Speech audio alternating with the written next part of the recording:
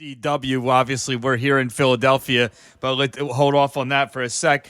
I'll be honest. I love wrestling. I've been going to the matches since Bob Backlund was champion. Bob Backlund is still one of my Fuck heroes. yeah. You called Bob Backlund matches, and not to sound like Cornette or something, but I really do love some of the golden age of wrestling.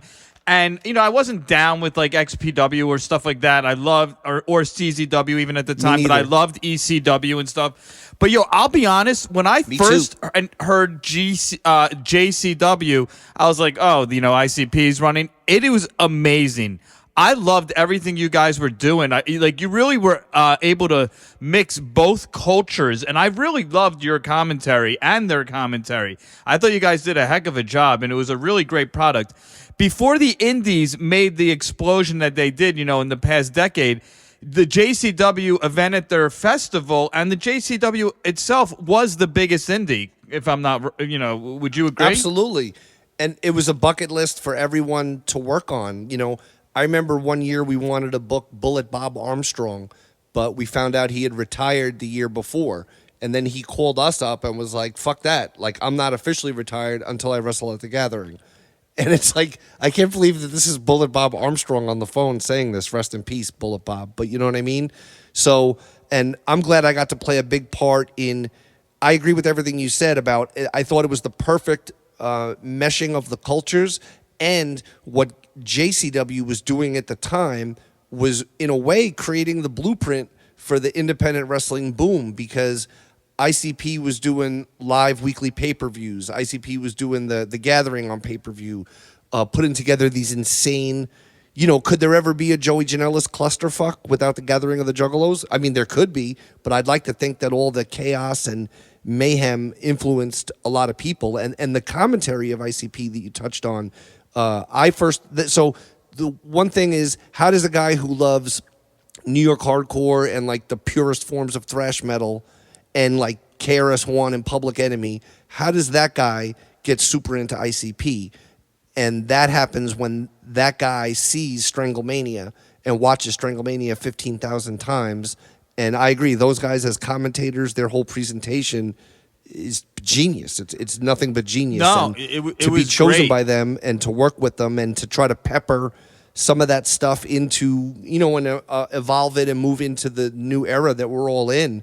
It's terrific. You know what I mean? No, like they had everyone wrestled there, whether it be Scott Hall, Backlund, Terry Funk, and when they would call the matches, they were so respectful to the guys, but yet still did their ICP stuff and were funny as shit, made wacky nicknames and stuff, and it was never like ever, tarnished any of the wrestlers. It went over really well. I was really like entertained by the product, and that was like DVD days, and stuff, and you had to like pick and choose, what you were gonna buy from like RF Video or order online, and I would get a lot of their stuff. It was great. Yeah, man, it was a revolutionary time, and it's cool when I hear that people who still remember it fondly or keep it in mind. You know what I mean? And I'm glad too that I got to bring people like Kevin Owens and the Young Bucks and Sami Zayn and all those people to wrestle there, because I feel like stuff like that helps bridge it. I mean, as awesome as it is that Roddy Piper's last match was at the Gathering, and it is awesome, to me it's equally as awesome that all these stars of the next 30 years, so to speak, or the last 10 and the next 20 are all got to come through there and all got to have that experience. John Morrison as well, people like that.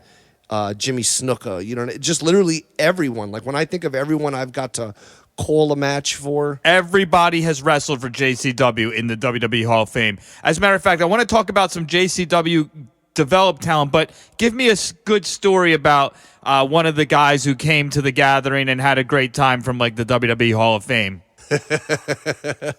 Oh, man. Well, right off the bat, I would say, again, rest in peace to WWE Hall of Famer Kamala. Of many Hall of Famers who came and made many memorable appearances, Kamala's appearance in Flashlight Wrestling, which we recorded at like 5 o'clock in the morning with no lights, by design, so fans bring flashlights to watch the matches, and Kamala comes out to wrestle, and Kamala can't see so well in the dim or non-light, So he gets on the microphone and asks for the lights to be turned on a little, which is hilarious because it's Kamala. You know what I mean? So right off the bat, people are he did it in a funny way, And then right after his match, Kamala got on the mic again because everyone went crazy when he got on the mic the first time. And he got on the mic and he sang some I don't know how to describe the type of song it was. I don't know if it was like an old soul song. It felt like a hundreds of year old song that Kamala was singing, like a gospel song, and got the crowd to clap along with it. And then he was smoking a blunt in the ring while he was singing. And I'm like, Kamala, in his full gimmick, is serenading an audience of, everyone from people who were straight edge to blew out of their mind on hallucinogenics. And Kamala is fucking serenading them and smoking a blunt at the same time. Like, this is the greatest thing I've ever seen. And something that I never could have ever dreamed. Like, if you were picking things out of a hat of items like, let's see, Kamala smoking a blunt, singing to a live audience, So that's definitely one that sticks out. When at the gathering, be at the gathering. Right, might as well have the whole experience. And JCW developed some of its own great talent. Corporal Robinson, Rude Boy. If I'm not mistaken, did Jimmy Jacobs get his start there too? Jimmy didn't get his start. I mean, in JCW, he wrestled a bunch in JCW, but Jimmy's like a wrestling prodigy. Absolutely. I forget at this moment who trained Jimmy. I know he was prevalent in the IWA Mid-South, but I apologize that I don't know his full origin. But he was one of those guys that was around it since he was like 13 years old, But I always think of people like Crazy Mary Dobson, who went on to be, what was her WWE name? Sarah Logan. Yeah, she just retired. So she's now retired from wrestling, or retired at the moment. But seeing her make that move to WWE was really cool. And, for someone so young and so dedicated, like she put in, when other people were like, oh, I'm going to post a picture of my butt on Instagram, she was like, I'm going to go to Japan and get better as a wrestler. You know what I mean? So I always respected her for that. There was a lot of people. I was a big fan of Congo Kong because he's a big man who could do amazing stuff. And to me, he was a guy that if he was just coming to prominence now, he would be like a top guy all over the indies. He would be on AEW or whatever. And we can't forget Too Tough Tony, the master of the Flaming Fist, a JCW legend and an all-around icon and the master of the crashing helicopter. Jimmy Jacobs and Congo Khan recently hooked up again in Impact Wrestling. So they were doing stuff there, together, which is really great. And people, I think Congo Kong might be done over there now. I think. Yeah, I'm not sure. I don't think he's been used there in a while, which is a shame. A guy who really helped the way wrestling is now digested, so to speak. Colt Cabana has had many different gimmicks, whether it been Matt Classic, Colt Cabana Traditional, but Officer Colt Cabana was the shit, yo.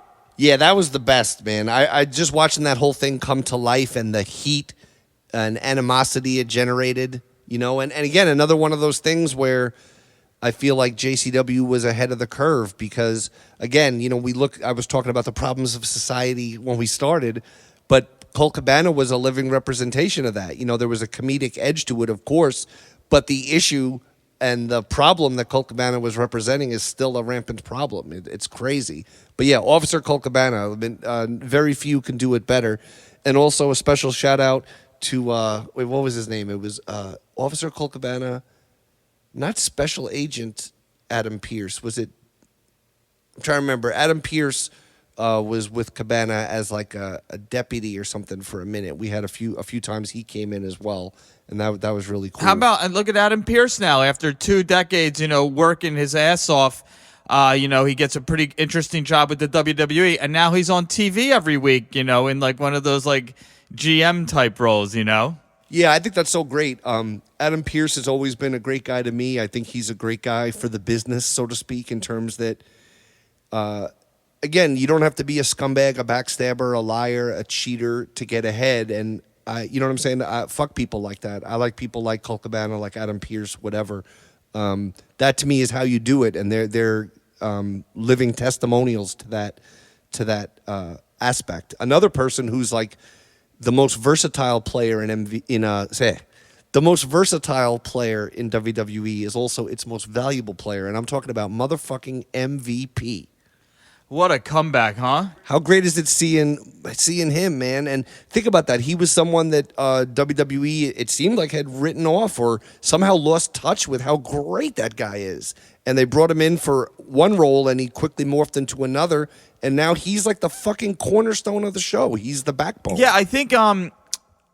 I guess maybe like right before the pandemic or whatever, he had contacted Vince or something that his son has just really gotten into wrestling, and he was like, Dad, you used to wrestle with these guys. He's like, yeah. And I guess he like contacted Vince whether like to wrestle one more match, so his kid could see him or this or that. But and how about a guy like Eddie Kingston, almost 2 decades on the indies, and now, I mean, he could be setting himself for a title program in a couple months. No, it's absolutely